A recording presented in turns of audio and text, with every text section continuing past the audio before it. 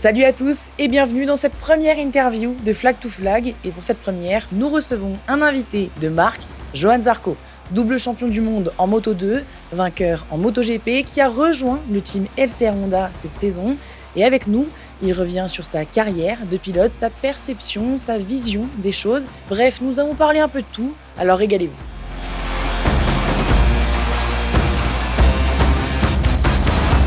Johan Zarco, merci de répondre à nos questions. Avec plaisir. On est en Andorre, où tu vis depuis peu. C'est un nouveau lieu de vie, un nouveau lieu d'entraînement. Comment tu t'adaptes ? Ouais, tout est nouveau, mais c'est plutôt sympa parce que moi je suis pas habitué à la montagne et c'est vraiment joli. Tout est plutôt facile, même pour le côté business, société et ensuite l'opportunité d'avoir plein de sportifs et de s'entraîner dans de belles conditions. J'étais très bien en Provence, mais là ce projet sur les prochaines années il est plutôt cool et franchement ça fait un vrai sentiment de relancement de carrière, quasi une nouvelle carrière et ça remet du boost parce que voilà, 33, 34, tu te dis bon peut-être c'est bientôt la fin ou même je le pensais il y a 2 ans et non là je sens vraiment une bonne énergie à me dire pourquoi pas plus longtemps. Du coup actuellement 2 ans avec Lucio mais on discute déjà à se dire ça serait bien que ça continue plus longtemps et ça c'est motivant. Oui, parce que cette année, tu es avec LCR Honda et donc nouveau projet, nouvelle vie. Et du coup, vous êtes beaucoup de pilotes à habiter en Andorre. Est-ce que tu as prévu de t'entraîner avec certains pilotes ? Pas prévu. C'est vrai qu'on y est quasi tous. Il n'y a que les Italiens qui restent en Italie, où eux sont plutôt peut-être autour de Saint-Marin ou la Suisse. C'est la seule personne que je vois, c'est un ex-pilote, c'est Xavier Siméon. Oui. On a un bon lien tous les deux. Pareil, il accompagne Barry Baltus qui a fait un super podium au Qatar. Moi, je fais un peu de vélo avec Barry sur les circuits et cet hiver, j'ai dit viens, on roule un peu ensemble. Du coup, il y a presque plus un lien belge qu'un lien français pour l'instant. Mais tous les autres sont tellement en place, petit à petit, peut-être en discutant. Tiens, une opportunité, on se fait un paddle et si on s'amuse bien, pourquoi pas partager davantage. Parce que vous avez plein de choses à faire en Andorre, le décor le permet. Et je te propose qu'on continue l'interview à l'intérieur, puisqu'il fait un peu frais quand même. Bah, c'est l'hiver.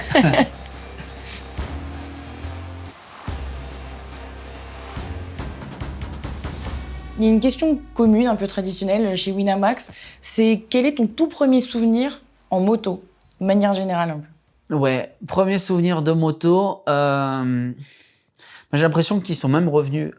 Plus je grandis, plus des fois il y a des souvenirs lointains qui reviennent de plus jeune. C'était juste de monter sur un Piwi. Je devais avoir quoi, 7 ans, dans un magasin de moto. Et en fait, c'était un Piwi, je crois que c'était un magasin Suzuki. Du coup, c'était peut-être le petit Piwi Suzuki, je sais plus comment il s'appelait celui-là.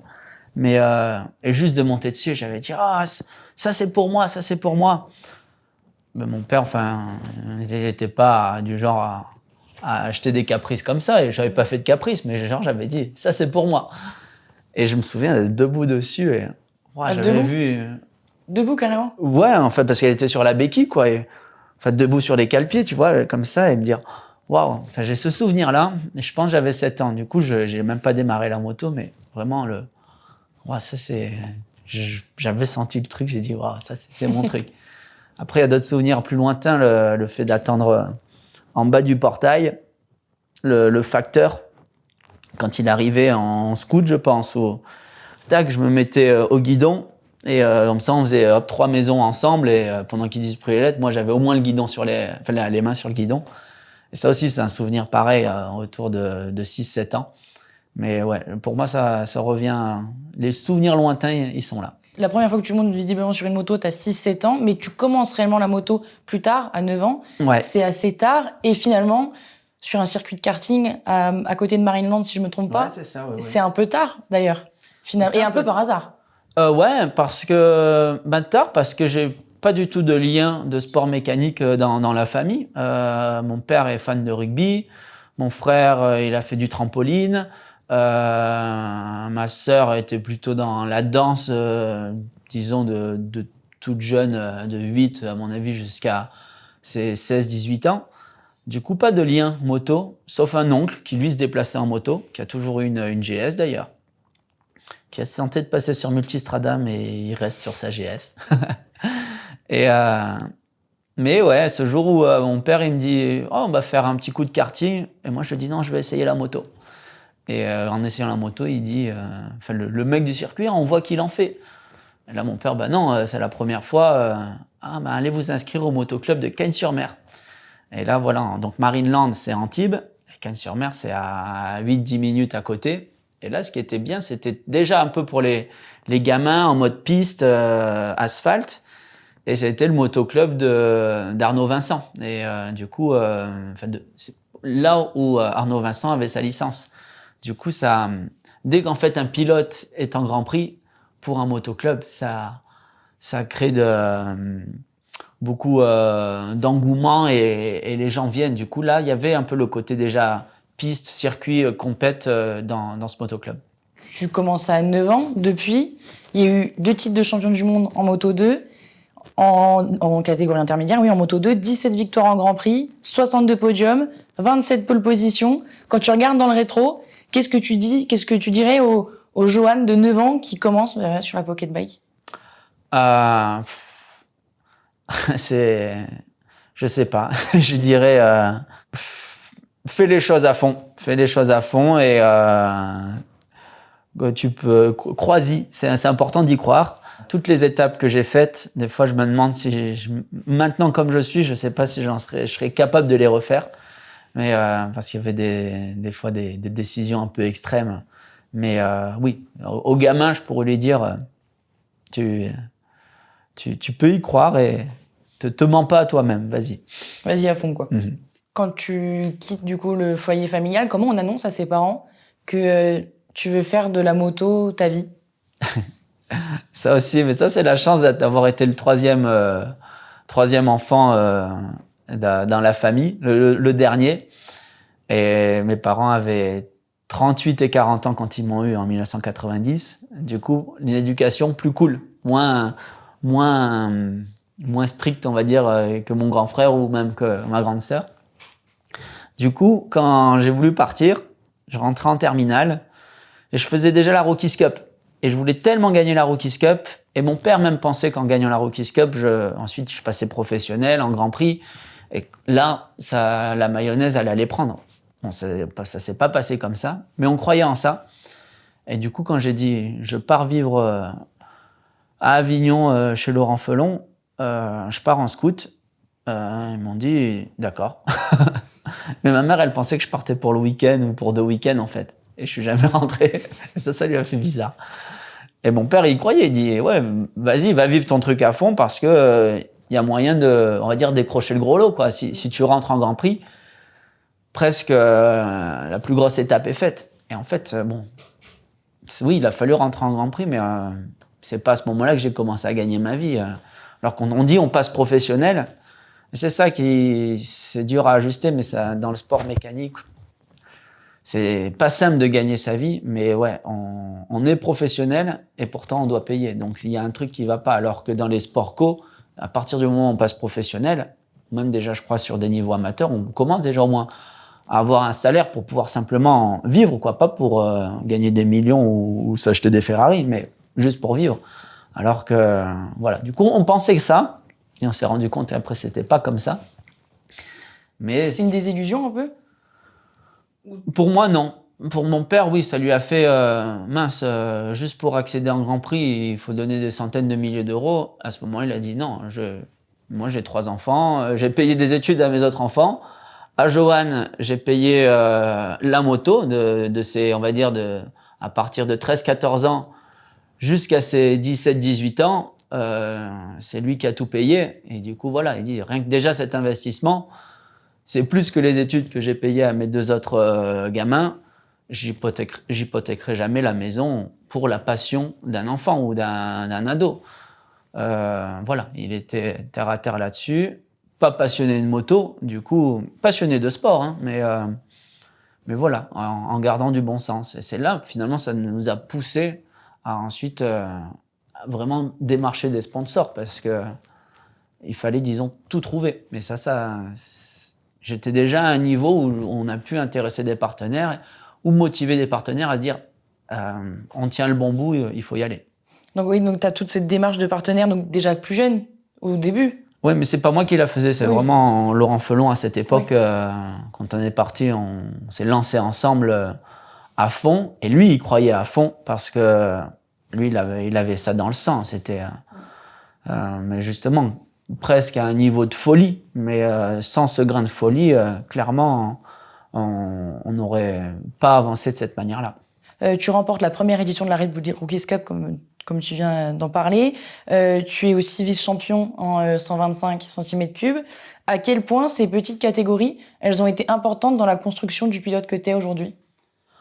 Elles font quasi, enfin pas tout, mais elles font sur 70% ou 80% de la qualité de pilote qu'on devient. Et je dis on, parce que là j'englobe vraiment les autres pilotes. Ce que tu peux apprendre de petit, selon comment tu l'apprends, ce feeling que tu prends. Moi, c'était du coup la période mini-moto, pocket bike en Italie, 14, 15, 16 ans.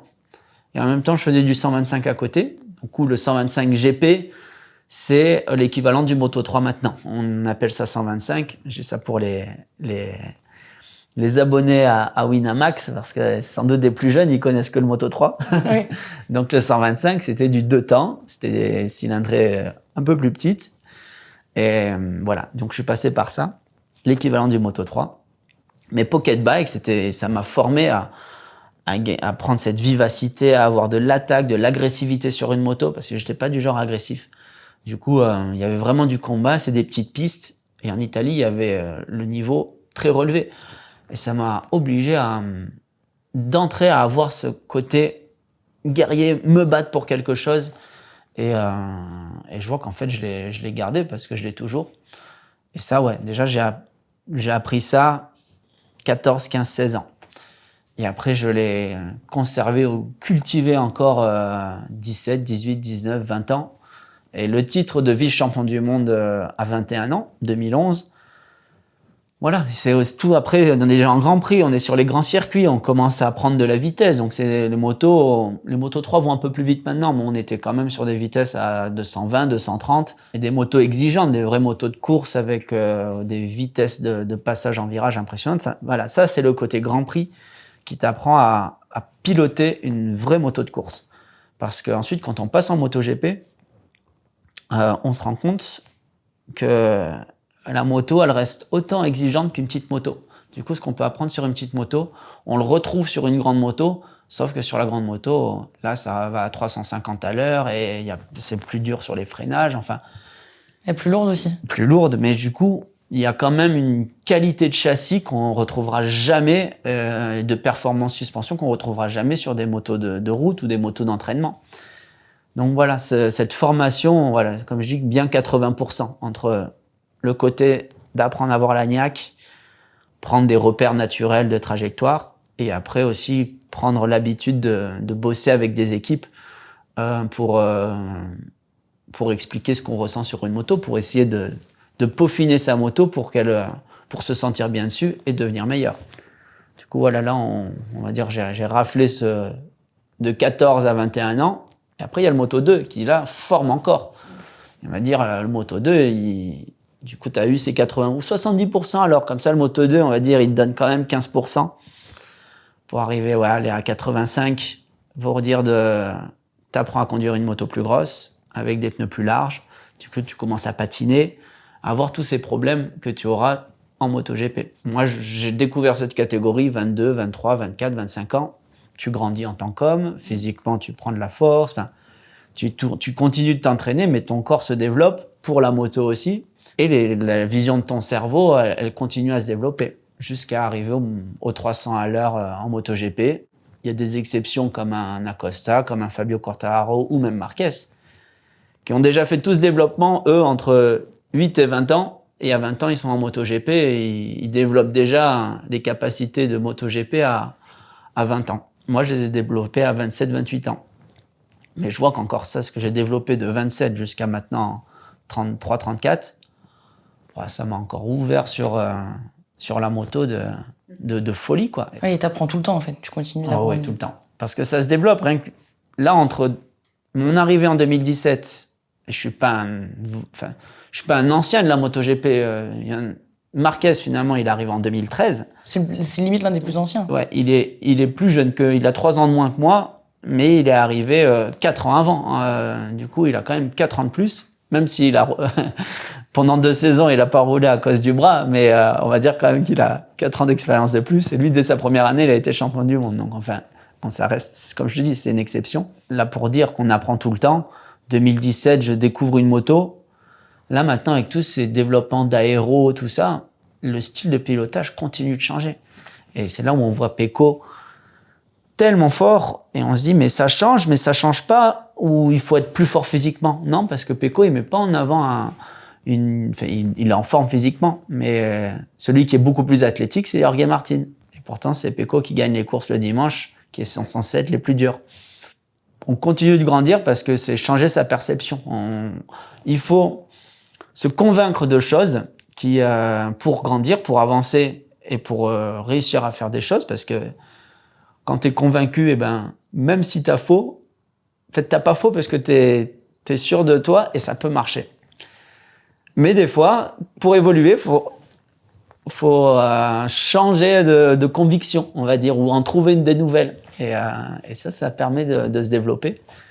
Et même techniquement, en fait, parce que pour ma part, il faut presque comprendre un peu le fonctionnement pour ensuite me dire, allez, j'y vais, j'ai confiance et je le fais. Mais je pense qu'à notre niveau, on le fait tous. Même Pecco, il l'a compris et il le fait. Il y a des pilotes, ils le font moins, des fois, ils le font naturellement. Mais après, ils ont un talent naturel qui, par le feeling, ils savent qu'ils peuvent s'y fier. Donc, presque techniquement, ils savent pas ce qui se passe sur la moto, mais en sensation, ils savent que ça passe.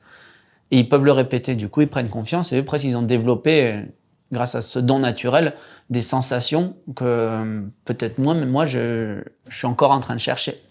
On apprend tout le temps, c'est pour ça que, on va dire, le summum. Si on estime Pecco au 100%, moi, je pense que 96, 95. Sois honnête. Mais pour revenir sur un peu ta carrière avant, parce que dans ta carrière, il y a des choix qui ont été différents et qui en font des moments charnières et des moments clés, comme le Moto2 en 2016, puisqu'en 2015, tu es titré champion et tu repars en Moto2 la saison suivante. Peut-être aussi parce qu'en MotoGP, les propositions ne sont pas forcément celles attendues. Donc, tu repars en Moto2 et est-ce que tu te dis, le train du MotoGP passe qu'une seule fois, ça se trouve, j'ai loupé ma chance? Non, pas du tout. Pas du tout. J'ai pas eu cette sensation, je rate ma chance. Parce qu'en fait, ça se sait peu, mais j'ai été donc champion du monde en 2015. Et en 2016, j'avais déjà, on va dire, signé un contrat avec Suzuki pour rouler en 2017 avec eux. Ok. Parce que Suzuki, voulait développer. Ils avaient déjà les 2 motos officielles. En fait, ils sont arrivés en 2015 en MotoGP, ou revenus, pas arrivés, mais revenus, avec Viñales et Aleix Espargaro. Et ils voulaient avoir une équipe satellite, du coup 2 motos en plus. Et je signe un contrat pour peut-être être dans cette équipe satellite, ou peut-être officielle, mais en tout cas, je signe avec Suzuki. Mais du coup, ce qui me pousse à me dire, allez, je fais une année de plus, je sais que je peux être en MotoGP, je me concentre à rejouer mon titre, ce qui est beau aussi. Et après, pendant cette année 2016, il y a Rins qui performe, Viñales qui part chez Yamaha, et du coup, les Japonais, ils se disent, mince, on perd un Catalan, un jeune Espagnol performant, on va reprendre le même profil, jeune Espagnol performant, Alex Rins. Et du coup, l'équipe satellite, elle se fera pas. Bon. Alors, tu as signé un contrat? Oui, mais bon, je pense qu'ils avaient une liberté enfin, je sais plus comment ça s'est passé à ce moment-là, mais ni l'un ni l'autre a payé des pénalités. Enfin, ça a été, voilà, ils ont pris Rins, ils ont plus vraiment officialisé Rins pour l'année 2017, mais un mal pour un bien, parce que moi, ça m'a permis d'aller chez Tech 3. Et Tech 3, en fait, ça a été une équipe française que j'ai découvert et qui était géniale. Et sur une moto qui performait. Du coup, presque moi, ça m'a servi parce qu'à ce moment-là, la Yamaha était bien plus performante que la Suzuki. Du coup, en fait, j'ai fait mes gammes là-dessus et ça a été beaucoup plus utile parce que, en comparaison de Rins, mon arrivée en MotoGP a été bien meilleure. Et du coup, moi, ça m'a fait même un boom médiatique et ça m'a permis de me placer en MotoGP de bonne manière. Et ça, c'était important. Justement, quand tu arrives chez Tech 3, en 2017, tu es rookie de l'année.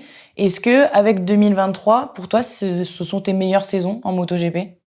2023, ouais, c'était la meilleure. 2021, très bonne aussi. En fait, il n'y a pas eu la victoire, mais je fais aussi 5e au championnat, je crois. Et donc, ça reste une belle place, des beaux podiums. Première année chez Pramac, ça performe bien.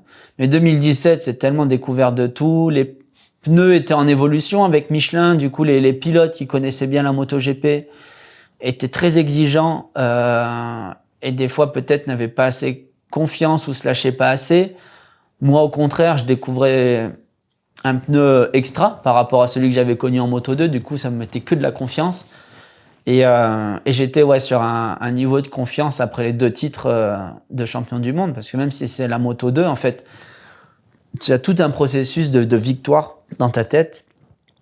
Et je vois qu'en fait, sur un week-end, ça te tire vers le haut, ça. Et je vois que sur l'année 2017, d'entrée, j'étais programmé pour performer. Et après, j'ai perdu ça un peu sur l'année KTM et ensuite me relancer sur Ducati. Mais je vois que ce processus de victoire, ça t'a aidé? J'étais tiré vers le haut et ça m'a permis de bien attaquer sur la Yamaha, que j'ai perdu ensuite et qu'il a fallu recréer et qui est encore en train de revenir. Mais il a fallu recréer ça mais ça, en fait, ça prend du temps. C'est pas simple parce que tout se passe bien, mais on se dit mince. On sent qu'il y a un truc qui est pas comme avant. Alors qu'avant, presque, tu penses moins, mais tu performes mieux, mais parce que en toi, il y a tout un processus de victoire qui est là, quoi. Et du coup, tout ce que j'ai appris, je vois que maintenant, j'arrive à mettre des mots dessus. Donc déjà, c'est que je suis conscient du truc. Après, il faut juste que j'arrive à me remettre dans les conditions pour retrouver ça, parce que c'est le but quand même du sportif. Tant que je suis compétiteur, le souhait, c'est quand même de pouvoir aller avec les meilleurs. Et pour revenir sur les moments clés, tu as commencé à parler de KTM. Il y a l'épisode forcément de 2019 où tu signes pas forcément de ton plein gré. Les performances avec la moto ne sont pas là. A contrario, est-ce que 2019, c'est l'une des pires années dans ta carrière? Oui, on peut dire que ça a été la pire année parce que du coup, j'ai même manqué 3 courses. J'ai changé de moto en cours d'année et c'était vraiment... Moi, j'étais là encore trop programmé pour performer. J'étais pas programmé pour développer ce que je fais maintenant chez Honda. Mais même en développant chez Honda, je garde quand même cet objectif de pouvoir performer ou quand les opportunités se présenteront, être prêt pour les prendre. Chez KTM, j'arrivais de 2 bonnes années sur YAM et là, presque le processus, c'était donner les moyens pour en fait rester dans cette mentalité je fais que performer. Non, là, il fallait changer son fusil d'épaule et voir la situation autrement. J'ai pas été capable de le faire, j'arrivais pas à le faire. Et du coup, ça m'a mis dans le mal, quoi. Et je vivais pas bien la contre-performance et simplement expliquer aux médias, oui, je suis en train de développer, et avoir un discours, on va dire, politiquement correct pour dire oui, je fais mon job et j'avance. Non, moi, j'avançais. Je pouvais pas faire ça pour faire 17e, j'y arrivais pas. Du coup, j'ai dit non, je veux pas faire ça. Me payez pas pour ça, ça sert à rien. Je me sens pas utile.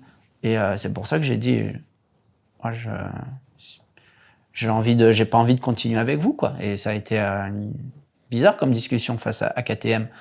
Après, faut pas dire que j'ai pas signé de mon plein gré, parce que si, j'étais bien conscient du truc.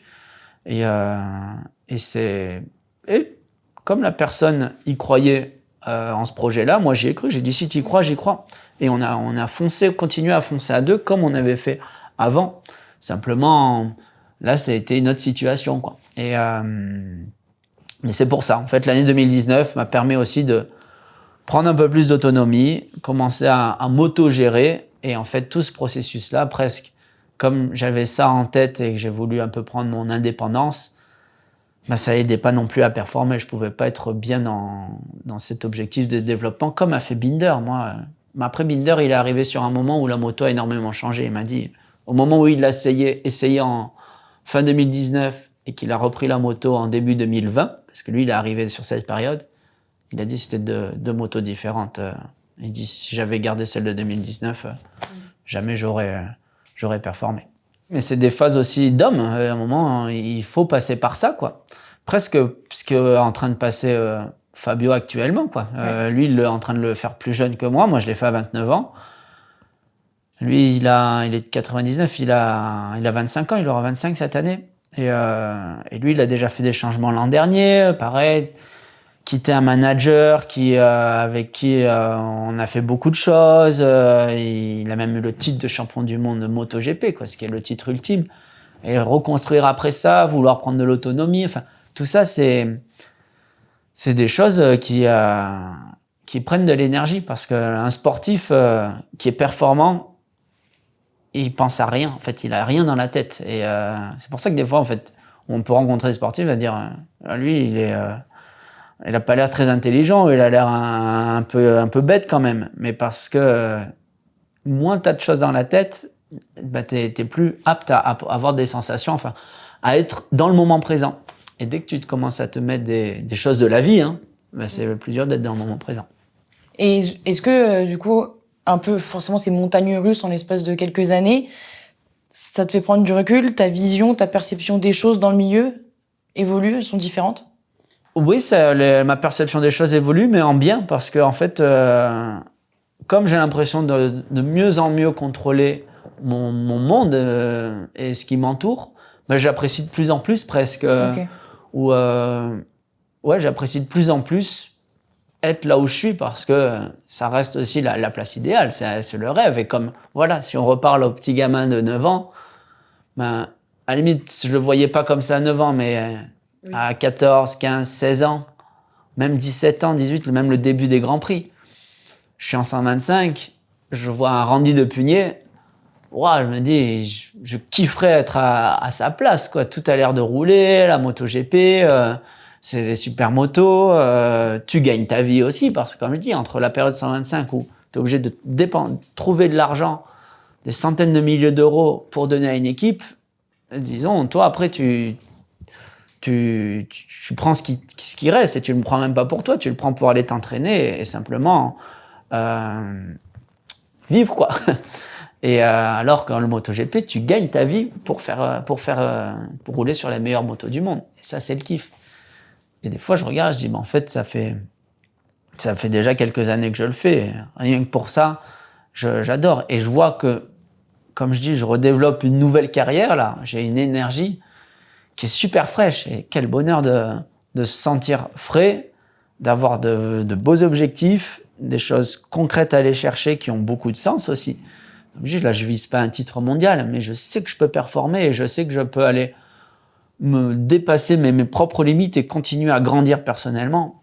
Eh ben, je profite vraiment, c'est bien cool. Et avant de revenir sur la dernière étape de ta carrière, tu dis, voilà, le titre, là, pour l'instant, forcément, c'est plus compliqué avec Honda. Quand tu sais que tu arrives dans une équipe où c'est pas forcément possible de se battre pour le titre, en tant que sportif, ancien champion du monde, normalement, ton objectif, tu te dis directement, ça doit être le titre. Comment tu le vis? Eh bien, ça évolue énormément, et content que ça a évolué assez rapidement dans ma tête. Parce que c'est clair qu'au moment, je sais que je signe chez Honda avec cette proposition de 2 ans que Ducati ne voulait pas faire. Et je voulais voir un peu plus à long terme, justement, pour mieux rentrer dans une sorte d'objectif sportif, être moins sous pression à devoir performer, parce que même en performant chez Ducati, on dirait que j'étais pas vraiment voulu. J'étais voulu chez Pramac, mais pas chez Ducati. Et tu te dis, mince, pourtant, je fais le job, quoi. Même en côté développement, même si la moto est la meilleure, mes retours restent toujours intéressants. Et de pas se sentir voulu, ça crée de la peine, ça crée un sentiment négatif, et en plus, beaucoup plus sous pression. Donc là, l'ouverture de se dire, allez, on a la possibilité de faire 2 ans, de voir un peu plus à long terme, c'était bien agréable. Mais quand j'attaque les essais, ou que ça y est, je change de moto, je change d'équipe en novembre 2023, il y a de la fatigue de la saison, il y a le plaisir d'avoir eu finalement cette victoire, les objectifs atteints, une belle 5e place au championnat, plein de bonnes choses. Et là, on se dit, mince, peut-être, du coup, je vais plus être en mesure de viser ça, alors qu'est-ce que je vais viser? En quoi je vais croire? Comme je dis, il faut se persuader de choses ou avoir des croyances, mais là, du coup, en quoi je crois? Si je peux plus croire même en la victoire. C'était le sentiment au mois de novembre. Et en fait, pendant décembre, quand on récupère, on reprend un peu d'énergie, on se rend compte des choses. Parce qu'en fait, sous la fatigue, des fois, on a du mal à raisonner, quoi. Et là, voilà, pendant l'hiver, je me dis en quoi je peux croire. Et en fait, grâce aux sensations de la moto, même si les performances chrono n'étaient pas encore là, mais les sensations moto étaient pas mal du tout. Et là, je me suis dit, en fait, ça va, la moto ne va pas me limiter, moi, comme m'avait limité la KTM. Parce que la KTM, au moment, et dans l'esprit dans lequel j'étais, elle me limitait. Enfin, je pouvais pas rouler comme je voulais. Et du coup, par peur de perdre mes sensations naturelles, j'ai dit non, je m'en vais avant de tout perdre moi. Et là, sur la Honda, elle m'a pas donné ce signe-là. Elle m'a donné des trucs. Ah oui, je peux encore bosser sur moi. Et ça m'a motivé à me dire, en fait, mets-toi bien dans l'esprit que tu pars sur on va dire un projet long. Tu sens que tu peux performer, donc déjà, tu peux y croire. Ça peut marcher. Et tu as eu l'exemple simplement de Marquez, en disant que ça reste un pilote exceptionnel, mais avec une moto pire que moi, ce que j'ai maintenant, il a joué les podiums l'an dernier. Parce que quand il était bien, enfin, il s'accrochait, il montrait tout le temps qu'il se mettait dans les roues, tout ça, parce qu'il n'avait pas le choix. Mais il sortait des chronos, et pour les courses, il a pris 1 ou 2 podiums ou 3 podiums en sprint, mine de rien, non. Il était devant, parce que c'est Marc Marquez. Donc tu te dis, avec une moto de façon pire que moi, il l'a fait. Donc déjà, c'est que je peux le faire. Mais les sensations sont bonnes. Et c'est là, voilà, je me suis remis dans le contexte, ok, tu mets de côté cette pression de la victoire ou de performer tout le temps, ce que j'avais chez Ducati, parce que quand tu as la moto qui peut gagner tous les week-ends, à un moment, tu te mets de la pression, et cette pression, on te fait pas faire les bons gestes sur la moto. Du coup, je sors de ça. Là, je peux être plus relâché, mais je sais que je peux, à un moment, je peux arriver au podium. Et en fait, tu vois que tu n'es pas loin de la mentalité performance. Enfin, tu es toujours là-dedans, mais sur, on va dire, un autre secteur pour l'instant. Mais en termes, dans la tête, ça permet vraiment d'avancer, d'être frais, pas se dire, ça y est, je tourne la page, j'ai vécu un truc, je le vis plus maintenant. Non, parce que j'avais peur de ça et je me dis, si je me mets dans cette mentalité-là, je vais refaire du KTM. Et là, c'est pas le cas. Et avant d'arriver donc chez Honda, donc tu as fait 4 saisons avec Ducati. Tu es passé par Avincia, Pramac et tu as parlé de cette victoire. Mais avant la victoire, il y a eu 13 podiums et toujours pas la victoire jusqu'à l'Australie où tu parlais de cette pression. Et paradoxalement, cette victoire qui est tant attendue, t'as pas explosé de joie au moment de passer la ligne d'arrivée. Est-ce que c'est un peu comme si toutes ces voix, c'est pour quand la victoire, on veut revoir un salto, tu mérites trop cette victoire, elles s'étaient stoppées d'un coup? Complètement, ça m'a fait une sorte de poids qui est parti des épaules. Et ouais, pas sauter enfin, j'étais heureux, mais ça m'a fait un côté stone en fait. J'ai eu comme un grand silence dans la tête. Ah, ça y est, c'est fait ce truc pour lequel tu aurais voulu étrangler des gens parce que, bah oui, moi aussi j'aimerais bien gagner, du coup arrêtez de me le dire, quoi, de me le répéter.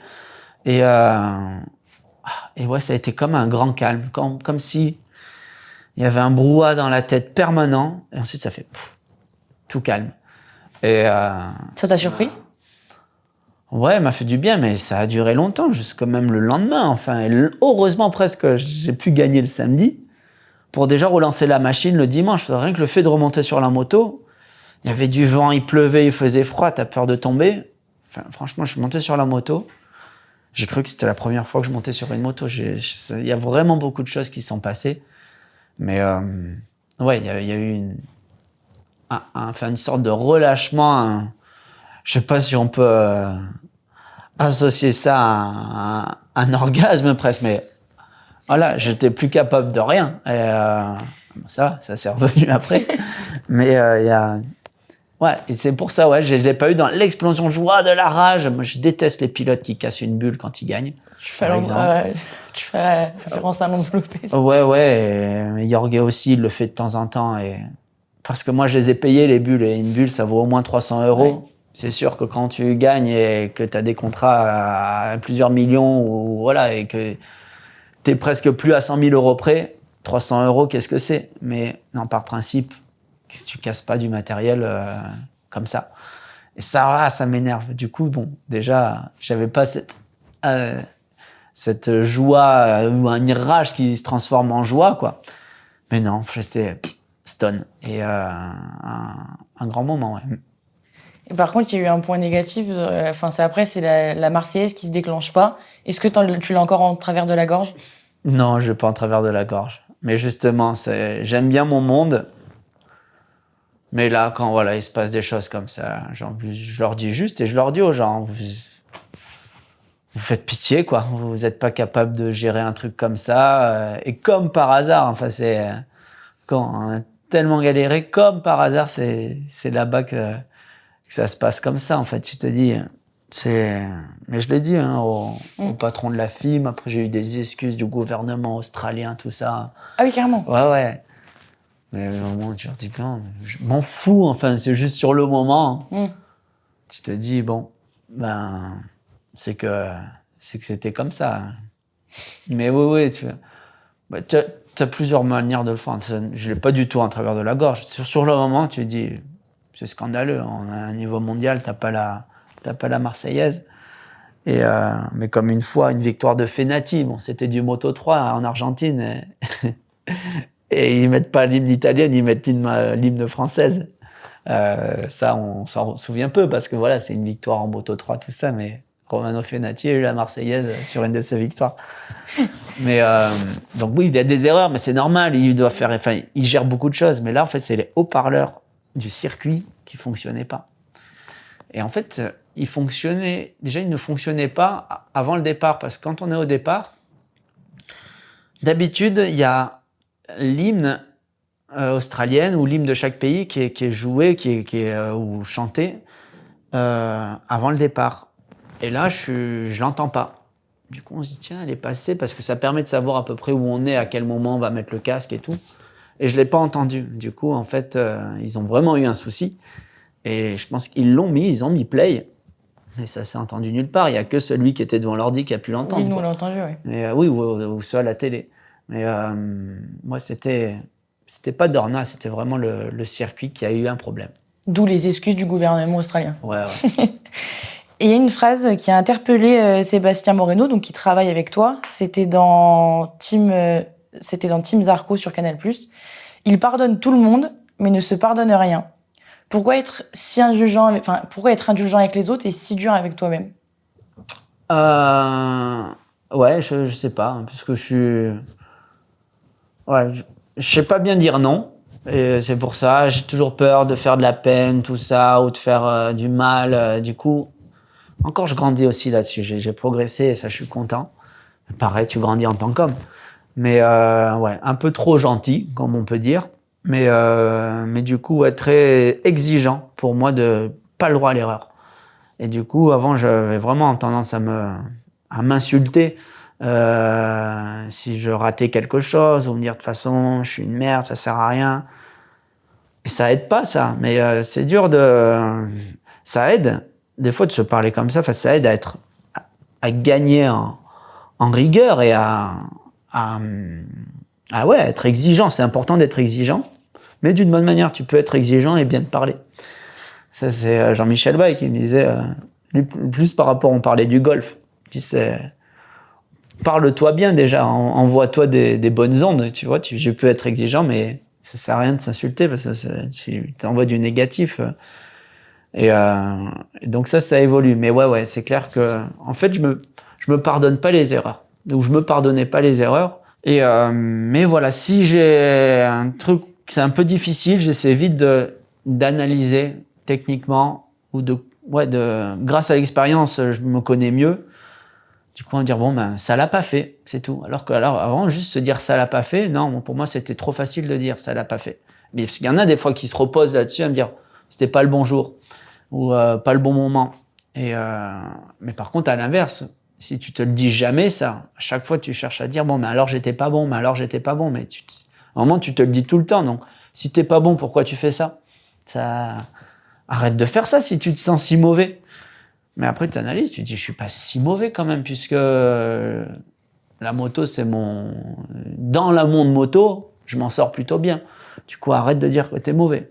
T'es peut-être pas comme un Marc Marquez, mais tu as d'autres choses qui sont de bonne qualité aussi. Et de voir Marc Marquez, par exemple, qui a été performant, qui l'a été un peu moins, ou de la manière dont il a géré ses blessures, c'est là où on voit que, bon, ça peut aussi venir de l'entourage et des médecins qu'il a eu, mais d'avoir trop envie, il a mal fait aussi. Et du coup, quand presque des personnes que tu admires ou que tu te dis en termes de performance, c'est l'exemple parfait, que tu vois qu'il a fait de la merde pour le coup du bras, ou ils ont fait de la merde, hein, excusez-moi du terme, mais c'est tout, c'est comme ça. Ben, tu te dis, bon, ben ouais, il n'est pas parfait non plus. Du coup, moi, ce côté un peu plus sensible au niveau corps et se préserver, mine de rien, tu te dis que tous les deux à 40 ans, oui, lui, grâce aux victoires, il a plus de succès, plus de millions ou quoi, mais moi, je vais très bien vivre aussi, mais je ne boiterai pas. Du coup, tu as envie de te dire, mine de rien, à 40 ans, tu as à peine fait la moitié de ta vie. Et si ton deuxième moitié, tu l'as fait sans boiter, c'est pas mal. C'est plutôt pas mal. Ouais. C'est une question un peu différente, mais tu es un des seuls pilotes de Grand Prix qui, du coup, est un peu autonome et qui gère ses relations médias, si ce n'est pas le seul, parce que typiquement là, pour demander cette interview, je suis directement passé par toi. Tu as besoin de garder ce contrôle? Non, j'ai pas besoin de garder ce contrôle. Depuis l'an dernier, j'ai un agent et ça permet vraiment de... Là, avec toi, c'est vrai qu'on a discuté en direct, mais parce qu'il y a ce lien aussi avec Yann, tu vois, on s'est connus comme ça, et mine de rien, après, ben, tu réponds naturellement, parce que c'est aussi une manière de rester correct, et tu vas pas être envahissante, ou il y a des journalistes où maintenant ils passent directement par moi. Après, c'est presque la PR du team qui dit non, là, enfin, en mode circuit, s'il vous plaît, venez par moi, même si vous connaissez Johan, pour rester carré. Mais oui, si certaines personnes, même les médias à la limite, les journalistes plus presse papier, des journaux comme Dauphiné, La Provence ou d'autres journaux en France, là je fais filtrer un peu plus parce que ça sera tellement des questions vraiment basiques, quoi, ok, comment s'est passée votre course ou quoi, que ça j'ai plus plaisir à répondre à ça. Alors que là, aujourd'hui, c'est bien différent. Et ça, des sujets comme ça me plaît plus. Et d'ailleurs, pour rester sur ce côté média, parce que tu es souvent sans filtre en interview ou hors interview, pourquoi est-ce que tu es peut-être autant attaché à cette liberté de ton? Parce que j'ai du mal à vraiment dire quelque chose que je crois pas. Et pareil, je sais... avec l'expérience, que c'est bien de se répéter des discours, tout ça pour y croire. C'est ce que fait Jorge Martin. Mais du coup, il dit tout le temps la même chose. Donc, ouais, pour lui, pour son côté focus, aller gagner, c'est ce qu'il faut. Mais ça manque de matière. Et quand même, après, tu commences à apprécier aussi des journalistes, parce que maintenant, enfin, ça fait quand même 15 ans que je peux côtoyer les mêmes personnes, du coup, surtout sur le côté français, même le côté étranger, mais tu crées des liens, et il y a toujours un moment où tu as vu la personne, enfin, tu t'es vu hors contexte travail. Du coup, oui, tu crées des liens, parce qu'on reste quand même tous assez passionnés sport ou passionnés moto, on a chacun des anecdotes, et ça crée des liens, et du coup, tu n'as pas envie à cette personne-là de répondre...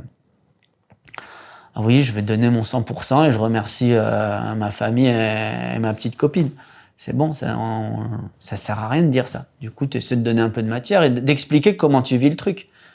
Après, il y en a qui vont le transmettre d'une bonne manière, mais pareil, ceux à qui je réponds en direct, je sais que j'ai pas de souci à je sais qu'ils vont essayer de bien retransmettre mes paroles d'une bonne manière. Après, il faut toujours adapter par rapport à ce qu'ils veulent mettre. Mais alors que l'autre fois, un journaliste italien, simplement là pour donner l'exemple, on est au Qatar, du coup on fait l'Hero Walk. Oui.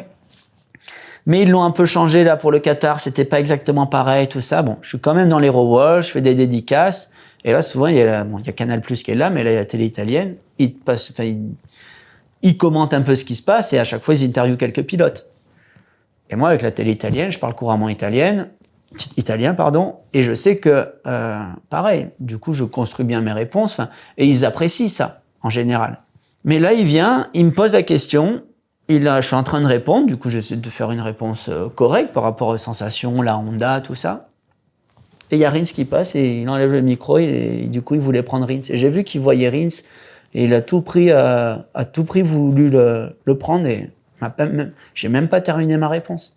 Oui, c'est pas respectueux. Et non. Et là du coup je lui ai dit, tu peux vraiment aller te faire voir la prochaine fois parce que moi tu me fais pas ça. Je suis un des seuls pilotes à ce que je dis. Si tu veux que je te réponde, j'ai donné mon 100% et je remercie ma petite copine et ma famille. Je vais te les donner, ces réponses-là. Mais j'aime pas faire ça. Du coup, je te donne une réponse qui a du sens. Et là, tu préfères aller voir Rins? Eh ben, reste avec Rins. Et il s'est excusé. Ouais, mais l'oreillette et tout, ils m'ont mis de la pression. Hein. J'ai dit non, ouais, mais alors tu me poses même pas la question et ouvre un peu tes yeux. Si tu vois Rins, mais que hop, ben, tu t'évites de me parler et tu l'attends. Mais sinon, tu restes avec moi et tu le laisses passer. Enfin, plus jamais tu me fais ça. Et il me dit non, mais on a une bonne relation en général. Je dis oui, mais c'est pour ça que je te le dis. Mais oui. Là, lui, je l'ai en travers. Et déjà sur la grille de départ, je vais leur refuser des interviews pour les prochaines fois.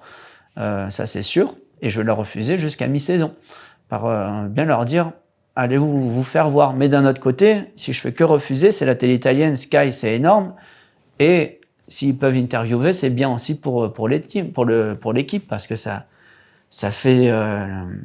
il faut être vu à la télé. Du coup, je vais voir. Mais du coup, ça, j'ai directement expliqué à Irène, c'est la fille qui gère tout ça, la communication chez LCR. Et elle m'a dit, si tu veux pas passer pour le méchant, c'est moi qui le dis. Je dis non, mais je suis un grand garçon et d'homme à homme, simplement au gars. Je lui ai dit, tu me fais pas ça. Donc voilà, ouais, je parle clairement, mais parce que, voilà, on répète tout le temps les mêmes choses, oui, donc c'est bien de le raconter un peu différemment, parce que on fait tout le temps la même chose, on répète tout le temps la même chose, mais quand tu le vis, tu peux pas dire que tu le vis exactement pareil, parce que tu es obligé de faire évoluer ce que tu vis pour rester bon, pour au moins, on va dire, sur tous les gens qui regardent, tu vas peut-être sensibiliser moins de 50% vraiment qui seront vraiment attentifs à ça, mais au moins tu leur donnes du vrai plaisir, quoi. Tu penses à ce côté journaliste, visiblement. Tu penses à ce que nous, journalistes, on est en train de penser. On pense à ça, nous, pour... ouais, pour mais parce que pareil, ça fait 15 ans que j'y suis, et comme j'ai grandi, et que... après, tu y penses, parce que c'est logique, comme tu fais tout ça tout le temps. Comme on arrive aux médias Scrum, ils appellent ça. Et chacun pose son micro, donc maintenant c'est beaucoup des téléphones, il y a des petits dictaphones, tout ça. Il y en a quoi? Ça dépend, des fois 7, 10. Et tu les regardes, les gens, et je leur dis, bon, qu'est-ce que vous voulez savoir aujourd'hui? Parce que je peux, voilà. Et je vois que maintenant, voilà, il y a des journalistes qui aiment bien. Comme justement, nous, c'est vrai que ça nous aide, ouais, pour nos débriefs. Et cette liberté d'expression que tu as, c'est vrai que c'est aussi le fait de ne pas forcément rentrer dans le moule. C'est une des raisons pour lesquelles tu es apprécié du public. Et tu as une relation particulière avec le public. Je vais encore citer Sébastien Moreno qui t'a cité, où tu as dit « Je vous promets que si j'arrête, je fais le tour de la France ». Ouais. Le soutien des fans est important pour toi? Oui, c'est vraiment cool de voir que tu donnes du plaisir, qu'il y en a qui vivent à travers toi. Après, voilà, une séance de dédicace, des fois, c'est lourd et je les évite maintenant parce que j'y prends plus de plaisir. Enfin, j'ai plaisir à signer des choses, mais on voit que si j'ai déjà fait des heures de 2-3 heures de dédicace, j'ai fait des 500 posters de suite. Du coup, poster, photo, après tu deviens un vrai robot. Les gens, tout le monde se pousse pour y arriver. Du coup, les gens, ils ont attendu plus de 3 heures, 4 heures. Enfin, moi, jamais je ferais ça pour, je sais pas, un côté fan pour les gens, mais enfin pour des athlètes ou des chanteurs. Je suis pas le côté fan, je suis plus dans l'action. Je me dis, tiens, ils sont tués la santé à rester 4 heures. Enfin, et du coup, et des fois, tu peux même pas faire tout le monde. Du coup, maintenant, après, j'évite aussi, je fais avec des partenaires, je dis, on fait une demi-heure max parce que dans tous les cas, on fera pas tout le monde. Du coup, au moins, on prévient les gens. Après, les gens, s'ils veulent se battre pour être dans cette demi-heure-là, tant mieux, ça, c'est leur problème. Mais, et moi, au moins, je reste frais à donner une bonne énergie parce que au bout d'une heure, ben, c'est un faux sourire. Enfin, il y a plus trop d'envie. Il y en a toujours un qui, va t'éveiller un peu plus parce qu'il apportera une autre photo ou quoi. Mais après, tu te dis, c'est presque un peu triste de se dépenser autant de temps pour une signature. Enfin, ça. T'as envie de plus.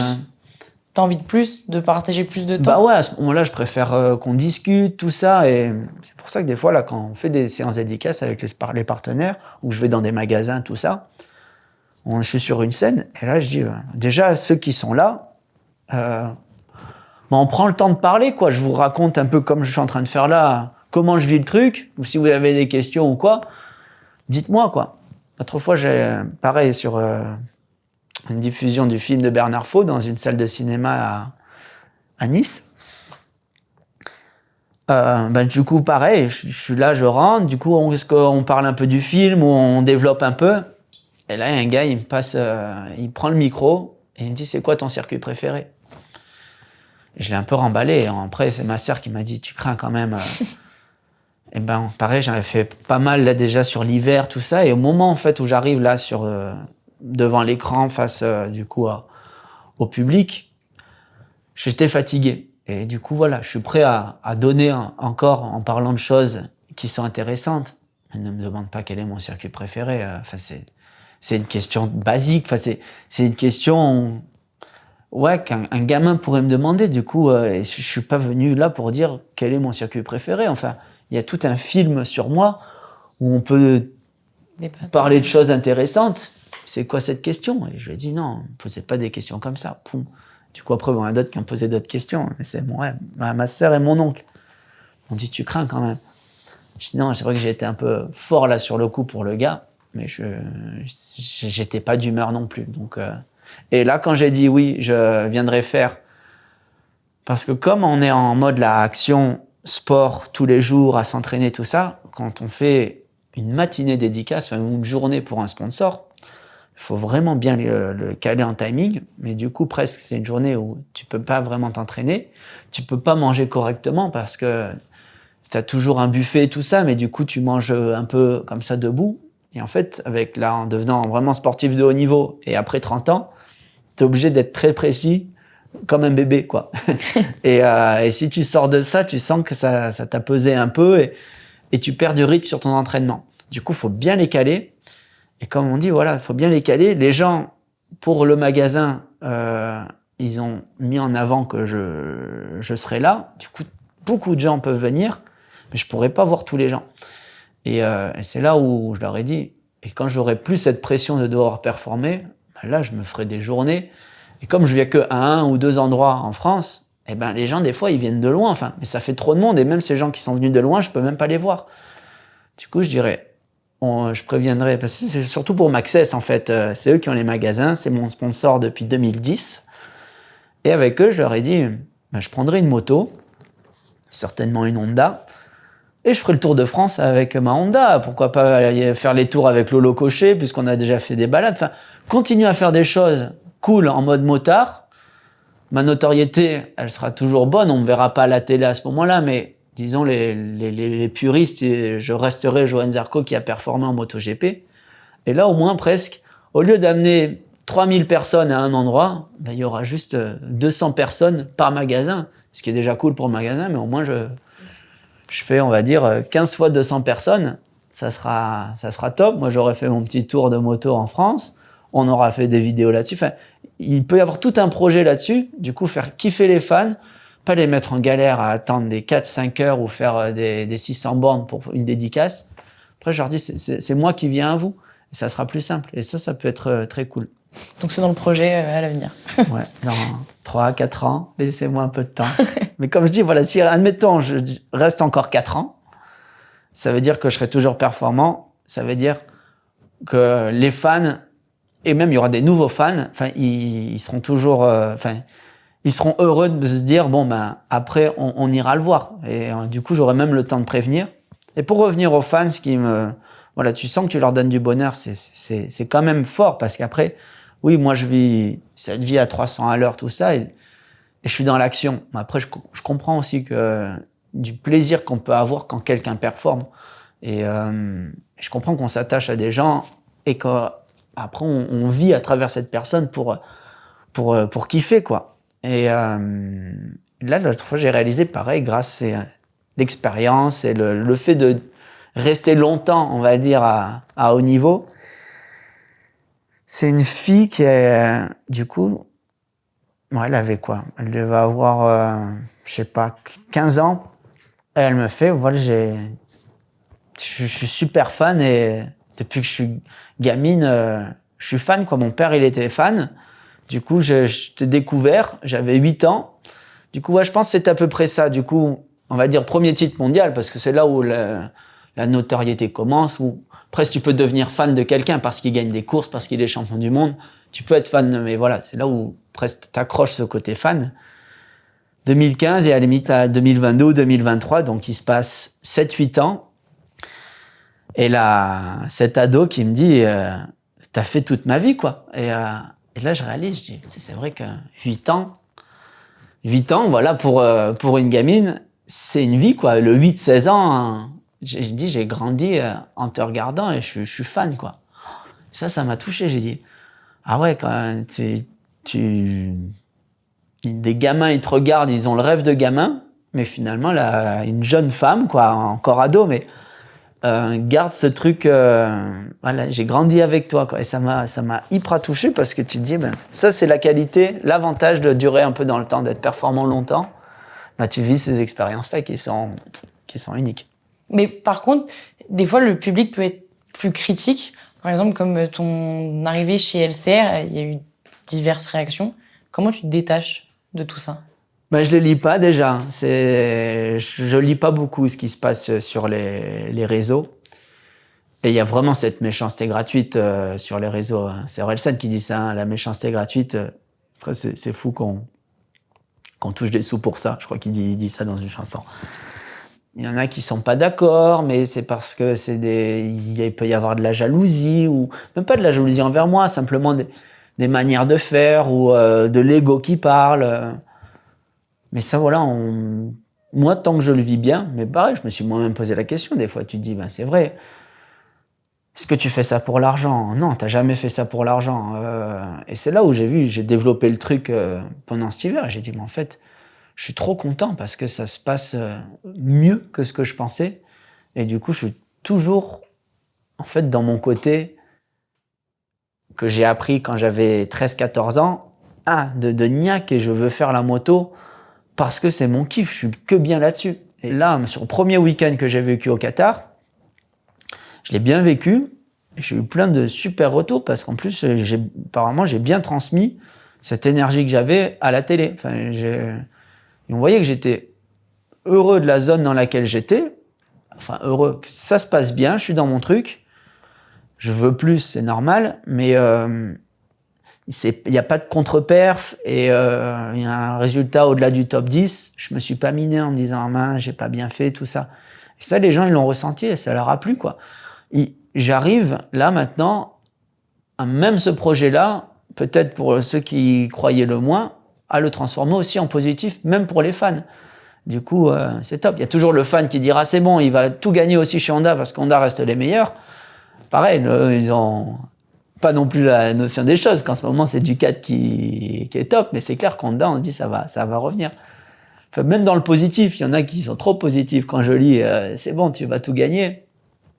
Mec, merci d'être fan, mais faut un juste milieu quand même. Bah, justement, on va parler de Honda parce que donc l'objectif c'est de faire renaître le premier constructeur. Rémi Guyot, qui est avec nous sur Flag to Flag, se demandait, avait une question pour toi. En étant premier Honda régulièrement, est-ce que tu penses que pour le développement de la moto, on va plus t'écouter, voire on adaptera peut-être la moto pour toi? C'est possible, ouais. C'est pas le premier objectif mais en fait, après on se rend compte que ça va beaucoup m'arranger tant que je reste la première Honda, tant que mes commentaires sont le plus clairs possible et qui ont du sens, parce qu'en fait j'arrive bien à expliquer ce que je ressens et à chaque fois, ah ouais, enfin, ça se passe comme ça, oui là, d'accord. Parce que je remets toujours en question aussi mon pilotage, du coup, je dis pas seulement la moto elle cabre, il faut mettre du poids devant. Non, attendez, on va réfléchir, pourquoi elle cabre, est-ce qu'elle a bougé avant de derrière, enfin, j'essaie de tout prendre en compte parce que on a des ingénieurs hors pair devant nous. Si la moto elle cabre, s'il y a juste besoin de mettre du poids devant, je pense qu'il l'aurait déjà fait.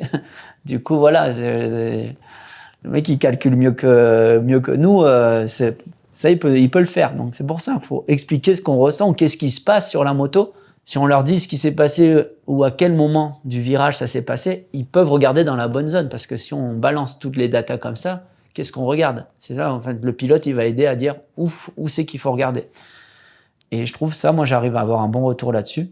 Du coup, si déjà ce bon retour et en plus le résultat me permet d'être le premier pilote Honda, alors oui, sans doute ça ira encore plus dans mon sens et finalement ça peut-être ce qu'a Pecco sur la Ducati, moi, me l'adapter sur la Honda, parce que mine de rien, sur la Ducati, il y a des trucs qui me bloquaient, que j'arrivais pas à faire. Et donc, j'arrive à faire tout comme du Pecco, mais on est deux hommes différents, du coup. Peut-être, grâce à Honda, je repars de plus bas, mais pour arriver plus haut, en me disant, si j'atteins presque ce niveau de finesse que j'ai pu avoir en Moto 2, parce qu'en plus, j'ai mon technicien, mon chef mécano, il m'a connu en Moto 2. Et là, il me rappelle des choses, des anecdotes, en me disant, les autres se grattaient la tête, quoi. T'as fait des choses que, même encore maintenant, on se dit, on tenait le bon bout, quoi. Mais d'une manière différente, on avait vraiment une autre voie par rapport aux autres. Mais en MotoGP, c'est dur de trouver cette voie pour toi parce que il y a tellement d'éléments techniques, tout va très vite. Mais là, grâce à Honda, peut-être je peux avoir ça en étant le premier pilote Honda. Du coup, ouais, ça aussi, c'est encore un autre élément positif qui permet de voir à long terme en se disant peut-être que avec la Honda, je peux faire comme Pecco, mais à la Zarco. Ça serait cool. Et quand tu parles de la Honda, on sait que tu es l'un des meilleurs metteurs au point dans le paddock. Enfin, tu es vraiment considéré comme tel. Et là, rien que voilà, comment t'en parles, quand tu expliques déjà ce que tu dis aux ingénieurs, qu'est-ce qui fait un bon metteur au point en MotoGP? Bon metteur au point, moi, j'ai pas envie de savoir qu'est-ce qui se passe sur la moto. Si j'ai besoin d'une fourche plus dure, si j'ai besoin d'un amortisseur plus mou, ça, j'ai pas besoin de savoir. Enfin, au niveau auquel on a une équipe technique tellement performante qu'il faut laisser faire le technique à l'équipe technique. Et ça, faut déjà, en tant que pilote, voilà, savoir se dire, bon, le technique que je fais, moi, qu'est-ce que je peux expliquer au mieux que eux ne peuvent pas avoir, justement, les sensations ou qu'est-ce que j'ai fait sur la moto. Enfin, expliquer, en fait, je trouve, ce qu'on fait sur la moto. Après, il faut l'équipe technique bonne, hein, parce que si tu tombes sur quelqu'un qui est pas bon, là, tu peux te faire avoir. Mais c'est ça qui est difficile dans les petites catégories ou quand tu dois grandir, même dans les championnats nationaux. Là, au niveau auquel je suis, j'ai pas besoin de me poser de questions au niveau technique.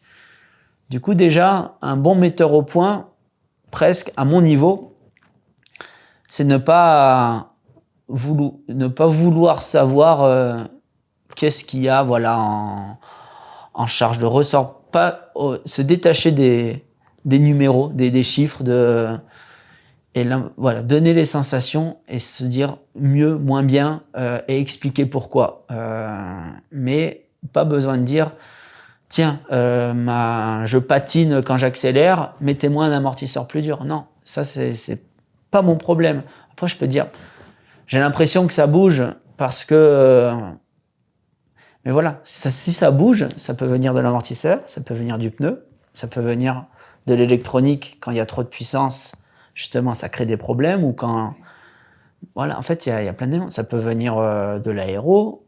Donc, qu'est-ce que le pilote, il dit ça bouge. Donc après, on peut expliquer comment ça a bougé. Et ça permet à la limite aux techniciens d'aller savoir où chercher. Donc voilà, le metteur au point, ça sera de décrire au mieux ce qui se passe. Et pourquoi. Pourquoi ? Pourquoi au niveau pilotage ? Qu'est-ce qu'il a fait de différent pour que ça se passe comme ça ? À mon niveau, il n'y a pas besoin de savoir s'il faut une fourche plus dure ou pas. Peut-être il y a besoin sur d'autres catégories ou à d'autres niveaux pour, disons, mieux gérer tout le sujet globalement. Mais là, on va dire en matos, j'ai tout ce qu'il y a de mieux. Du coup, c'est pour ça que j'ai pas besoin de me poser la question, à me dire est-ce que j'ai la bonne fourche ? Non, j'ai déjà la meilleure fourche. Faut la régler. Du coup, ouais. On passe à un autre sujet. Je t'avais demandé de nous ramener un objet, donc le voici, qui te représentait. Est-ce que tu peux nous l'expliquer un petit peu ? Pourquoi tu nous as ramené du coup ces balles de jonglage ? De jonglage, ouais. Ben ouais, tu m'avais dit, objet fétiche ou qui peut me représenter, tout ça. Et je savais pas quoi prendre au début. J'ai pensé à un trophée. Je crois que j'ai 0 trophée ici. En fait, j'ai rien ramené. T'as pas encore eu le temps de tout ramener ? Ouais, mais je veux pas les ramener. Justement, c'est Sébastien qui les garde là où il habite. On a tout mis chez lui. Et moi, de toute façon, j'ai pas trop de liens. Tu rentres chez moi, des fois, tu dis, il fait pas de la moto. Enfin, tu peux pas des fois imaginer que je fais de la moto. Et mais du coup, je me suis dit, tiens, qu'est-ce que je fais ? L'objet fétiche, oui, il y a la musique. J'avais pas envie de jouer à la guitare. J'aime pas trop m'afficher. C'est plus des moments pareils à prendre pendant un café. Enfin voilà. Et là, je me suis dit, tiens, elles étaient sur la table et j'essaie de jongler. Enfin, je jongle pour développer un peu la vue, tout ça. C'est ce qu'on fait avec Romain Bordas pour bien ouvrir le champ de vision. Et dernièrement, je commence un peu à développer, un peu à avoir des techniques et tout. Du coup, j'ai dit, tiens, ça, à la fois, c'est ce que en plus de la guitare, elles sont là. Et si je peux, je jongle, je me fais quelques exercices. Et ça permet d'évoluer parce qu'en fait, il faut les avoir là pour en faire quand tu as envie. Et le but, c'est d'avoir le plus envie possible. Et là, c'est là que tu commences à progresser. Et comme voilà, je les ai pris vraiment dernièrement, ça fait un moment, on va dire, que je sais jongler. Mais que basique, on va dire, boum, 3, voilà, ça c'est la base. Et après, tu peux faire patte de chat, et hop, les croiser comme ça. Et ça, voilà, ça commence à rentrer, et ça c'est cool. Et du coup, voilà. Et en même temps, là, si on développe un peu le truc, tu te dis, voilà, c'est un côté équilibre, un côté jeu, et dans le côté là que je progresse, je kiffe de plus en plus, mais ça c'est vraiment cool parce qu'en fait, petit, je savais le faire, mais en fait, je suis resté juste là-dessus. Et là, tu te dis, tu dépasses les 30 ans, va chercher quelque chose de nouveau et sans essayer de retrouver cette sensation de gamin que en fait, tu peux tout le temps évoluer, tu vois. Et ça fait du bien de l'avoir. Ça, et j'avais pris un autre truc, ouais. Là, c'est pareil, peut-être pas un objet fétiche, mais je l'ai tout le temps avec moi parce que je trouve ça super mignon. C'est une fan japonaise, un couple qui sont au taquet de chez taquet. Et chaque année, elle m'offre, elle le met, on va dire, sous verre, sous plastique, un trèfle à 4 feuilles.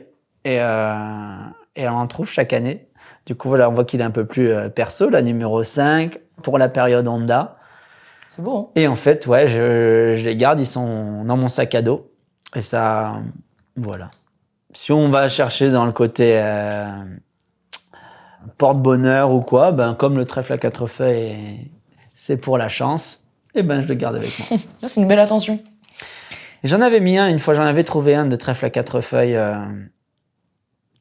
quand j'habitais chez Laurent Felon. Et je l'avais mis dans le dictionnaire au mot trèfle, pour être sûr de le retrouver, parce que comme ça, il est bien aplati. Et il doit toujours y être, il faudrait le retrouver, ce dico, mais je pense qu'il doit toujours y être. Et tu t'as parlé un peu de la musique. La musique, ça représente quoi aujourd'hui ? À quel point c'est important pour toi ? Pareil, ça je kiffe parce que vraiment dans des moments où ou énervé ou pas. Je sais que sur le piano à la maison, j'arrivais à... Une fois, j'avais eu un peu de la colère, besoin de... Et je me suis une chanson où j'ai chanté très fort. Oh, et ça m'a permis de libérer, et ça m'a fait du bien. Ou sinon, après, simplement jouer, quoi, de la mélodie, ou là, sur la guitare, apprendre à faire des choses en plus, pareil, de sentir que on progresse. Parce qu'en fait, à un moment donné, la musique, mais comme presque plein d'autres disciplines, on se rend compte qu'on automatise des choses, on arrive à faire des choses sans y penser, ou en tout cas, ça permet ensuite de penser à autre chose. Et ça, c'est super agréable de voir qu'on se détache du cerveau qui contrôle pour laisser faire les automatismes. Et ça, qu'est-ce que ça fait du bien. Et dans la musique, moi, j'ai ça. Ça me permet de bosser aussi un peu ma voix.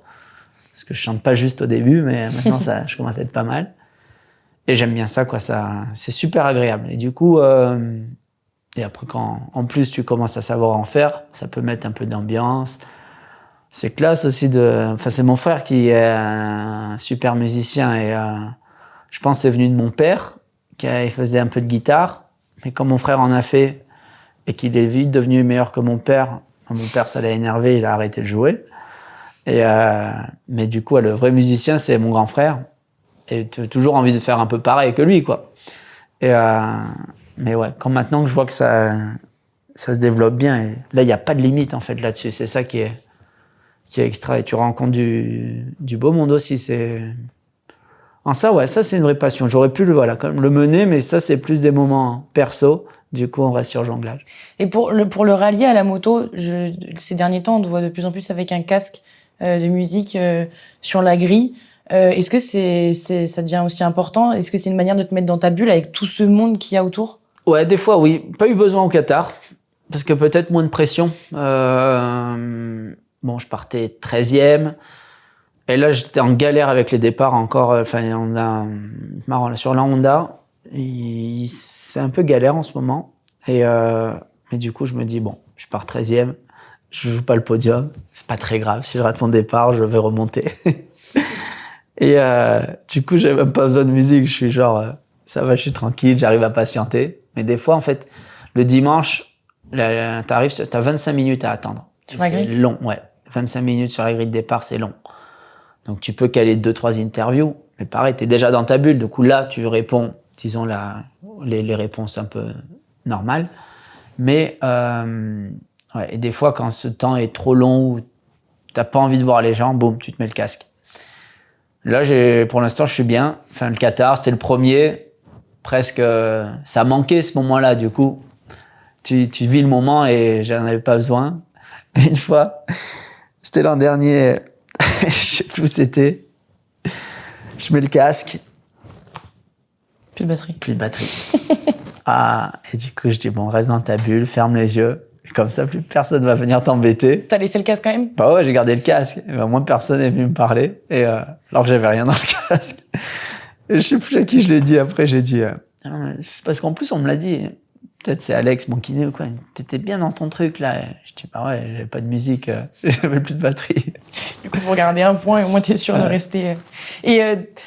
Donc, tu as parlé de la musique que t'en fais, que ton frère est musicien. Récemment, il y a Charles Leclerc qui a sorti un mini-album de musique, uniquement de piano. Est-ce qu'on peut se dire qu'à l'avenir, Johan Zarco sort un album? Limite avec un Brad Binder qui joue ou avec un Charles Leclerc Mais je sais pas le niveau auquel il joue. Il doit bien jouer alors, Charles, parce que pour sortir un album... Un petit, ouais, quelques gens, mais voilà, c'est respect, quoi. Et... Non, moi, ça sera plus du fun, parce que j'ai pas appris la musique. Parce que je pense pour faire ça, il faut quand même avoir une vraie notion. Mais moi, le kiff, c'est me dire, ouais, jouer dans un groupe, quoi. Prendre ces moments-là, parce qu'une fois que tu apprends les musiques par cœur, parce que y a beaucoup de groupes qui font ça, hein, ils apprennent par cœur leurs morceaux, et après tu te libères et le truc, ça rend bien. Et du coup, tu peux faire kiffer un public juste comme ça. Et le public ne te demande pas une impro ou quoi que ce soit. Et ça, ouais, ça me plairait bien. Et je sais pas, pour l'instant, j'aime bien guitare. Si je peux, j'aime bien chanter avec. Il faut vraiment trouver les bonnes chansons. Parce que c'est classe quand même de chanter en jouant. Mais après, j'aimerais bien apprendre la basse. Simplement, je trouve que ça fait écouter différemment et je me dis là, sans chanter, parce que voilà, je suis pas le chanteur qui a vraiment la voix. Et me caler là, me mettre dans la scène, hop, un petit coin dans la scène et le bassiste. Parce qu'en fait, le bassiste, pareil, il est ultra important, mais on s'en rend pas compte. Et du coup, en fait, ouais, c'est un peu presque comme dans un peloton de cyclistes. C'est le mec qui va tirer le leader, et ensuite le leader dans la montagne, il part et il gagne, tu vois. Et il a fait les 140 bornes devant le leader pour, disons, économiser le leader. Et pour moi, le bassiste, c'est ça, c'est aussi, t'inquiète pas, je reste discret, mais je suis là. Et j'aime bien, c'est aussi, je pense que c'est des mecs sur qui, voilà, moins à la recherche d'une notoriété, mais tu peux compter sur eux, tu vois. Et ouais, après, ils sont dans leur kiff, tout ça, mais je pense que faudrait faire une statistique de bassistes, mais je pense que c'est des gars comme ça, dans après leur vie, leur relation avec les amis, tout ça, c'est t'inquiète, je suis là, mec. Et ça, j'aime bien aussi ce côté-là de tu peux compter sur moi. Et dans tes autres passions, il y en a d'autres, comme les échecs, si je me trompe pas. Ouais, après dire que c'est une passion. 2022, ça s'est développé un peu. Et c'est bien cool. Là aussi, pareil, tu crois que c'est qu'un truc d'un télo. Ben non, en fait, tu vois que ça peut te plaire. Et en fait, aussi, tu prends des réflexes, des habitudes. Et plus tu joues, plus tu vois le jeu, en fait. Donc, et tu vois qu'il y a une question de feeling, de vision, et c'est pas seulement tu peux le faire que par du théorique et du coup devenir très bon. Mais moi, je supporte pas ça. Comme pour ça que j'ai pas fait de solfège non plus et que j'ai voulu apprendre, comme tout le monde, à prendre une guitare, vas-y, j'ai envie de faire. Après, moi, j'ai eu de la chance que j'ai réussi à faire quelque chose. Mais ouais, non, passion, non, c'est un bon passe-temps, mais c'est pas une passion. Un peu plus maintenant. Je crois que j'aime bien le sport. Je ne suis pas les sports à la télé, mais... Le golf, peut-être. C'est peut-être plus une passion, alors. Ouais, le golf, ouais, un peu plus addict là-dessus. Et pareil, là, j'ai dû le lâcher parce que tu t'entraînes plus si tu fais du golf parce que ça prend trop de temps et tu t'entraînes pas assez. Ou alors, si tu veux t'entraîner plus, faire du golf, il faut abandonner l'idée d'avoir une chérie. Et parmi toutes ces passions, donc il va y avoir la musique, le golf... Est-ce qu'il y en a une, un jour, qui pourra égaler la moto ? Bonne question, très bonne question, parce que, en fait, là, les deux que j'aimerais bien faire après, parce que même le golf, je me dis, j'aimerais bien progresser. Côté compétiteur, je vois que si je me mets dedans, je peux bien faire le truc et du coup, kiffer ces moments, parce que marcher dans ces grandes étendues vertes et tout, c'est magnifique, même si ça plaît pas trop aux écolos. Parce que du coup, même si je vais dans le golf, je vais pas être ami avec les écolos. Et si dans la moto, je suis quand même pas ami avec eux.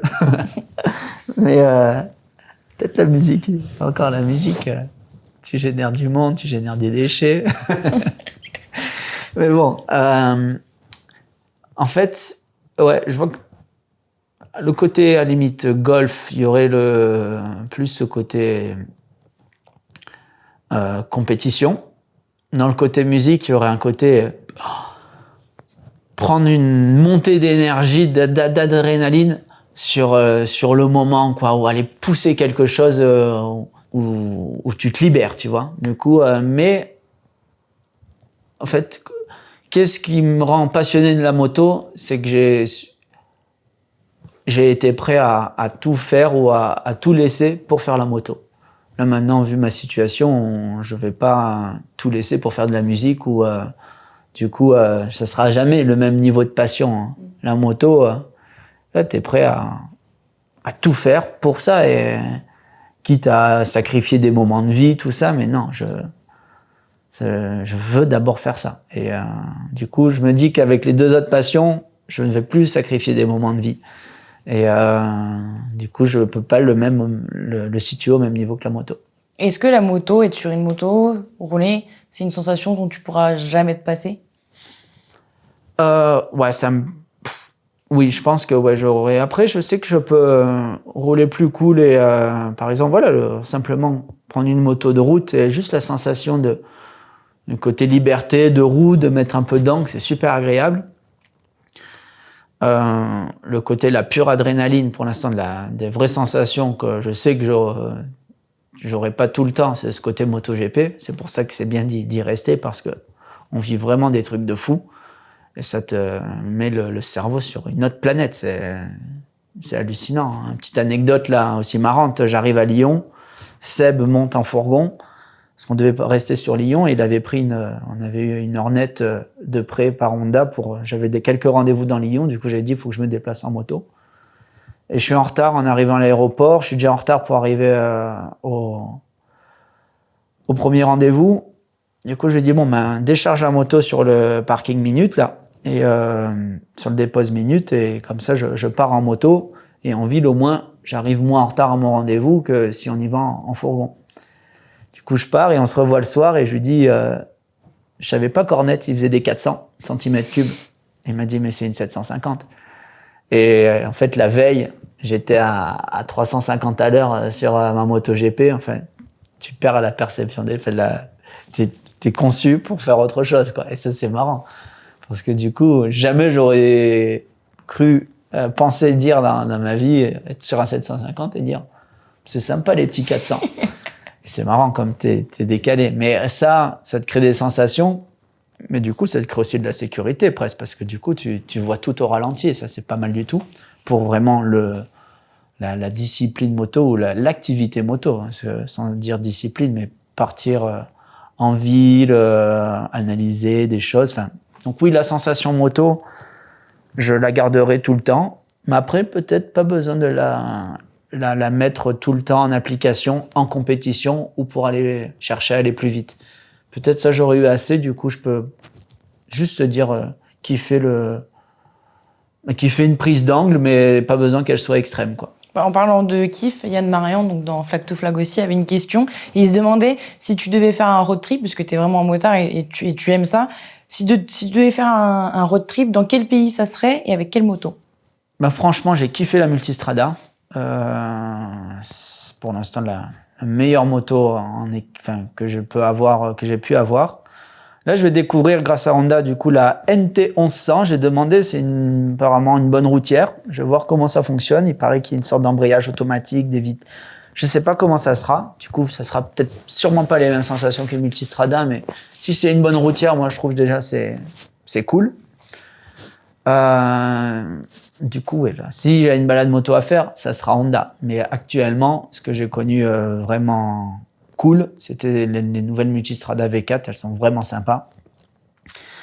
Et pas besoin d'aller loin dans le monde, hein. Je crois que l'Europe, ça suffit, l'Europe, commençant par la France, mais l'Europe, ouais, c'est pas mal. Bon, j'ai pas le délire à faire un tour du monde, tout ça. Sur l'Afrique du Nord, il y a des choses à faire, un peu des road trips qui sont déjà organisés. Je crois même c'est Barbara Collet qui en fait. Et elle organise ça. C'est une fille qui a couru en moto, et qui est plus maintenant sur des sorties, tout ça, mais qui est à fond moto. Elle m'a même rodé un petit peu la Panigale, là, quand on a eu un moteur neuf. Elle l'a rodé avec Sébastien. Mais voilà, à limite, un petit trip comme ça, mais voyage organisé, ça peut être sympa. Mais après, le plus autonome, ouais, Europe. C'est France-Europe. Et il me reste deux questions pour clôturer cette interview. Quel est le conseil qui t'a le plus servi dans ta vie? Alors, le premier qui me vient en tête, c'est mon père qui m'a dit fais confiance à ce que tu ressens, parce que t'as eu raison avant et du coup ton feeling est bon. Du coup, fais confiance à ton feeling. T'as de la chance d'avoir un bon feeling. Du coup, tu peux t'y fier. Parce qu'il me dit, quand t'as quitté la maison, il m'a dit ça comme ça, hein, t'as quitté la maison, t'as fait un jour de terminale, t'es parti en scout, t'as dit je vais faire de la moto. T'as laissé faire, hein, mais finalement t'as eu raison. Donc il dit, et ça t'avais 17 ans, quoi. C'était pas que de la folie, tu sentais que tu voulais faire ça, t'avais envie de ça, et tu t'y es tenu, quoi. Et ça, donc il dit, fais confiance à ça. Et ça, il me l'a dit quand je jouais mon 2e titre mondial. Donc j'étais déjà champion du monde, tout ça, mais voilà, il y a la pression, il y a le 2e titre et tout. Et, je crois que c'était du août ou septembre 2016. Il vient dans l'appartement où j'habite et on discute. Il me dit, fais confiance à ton feeling. Parce que j'étais un peu perturbé sur des choses. Mais il parlait pas de feeling moto, c'était du feeling de vie, là. Mais voilà, fais-toi confiance.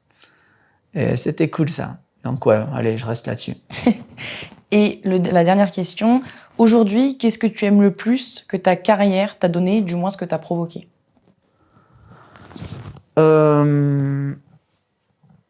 Ce que j'aime le plus, c'est la vitesse, l'adrénaline, et là, d'être tout le temps à plus de 300, c'est vraiment du grand délire. Et ça, c'est ce que j'aime le plus actuellement, vraiment. Et après,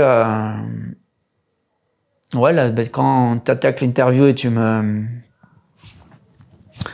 sors le palmarès, ça, ouais, ça fait vraiment énormément plaisir, ça touche l'ego. Tu te dis, ben, ouais, j'ai réussi à faire presque comme je voulais, ouais, il y a déjà des bonnes choses de faites. C'est pour ça, comme c'est déjà presque le plus gros est écrit, je peux en continuer à écrire d'autres choses parce que il y a plein de choses, c'est fait, ça y est, c'est coché. T'as plus besoin de te dire, ah si, non, c'est fait. Et ça, ouais, du coup, voilà, dans le moment présent, c'est les 350 à l'heure. Et après, sur la vision globale, c'est ouais, se dire, je suis devenu un nom de la moto. Merci, Johan, pour cette interview.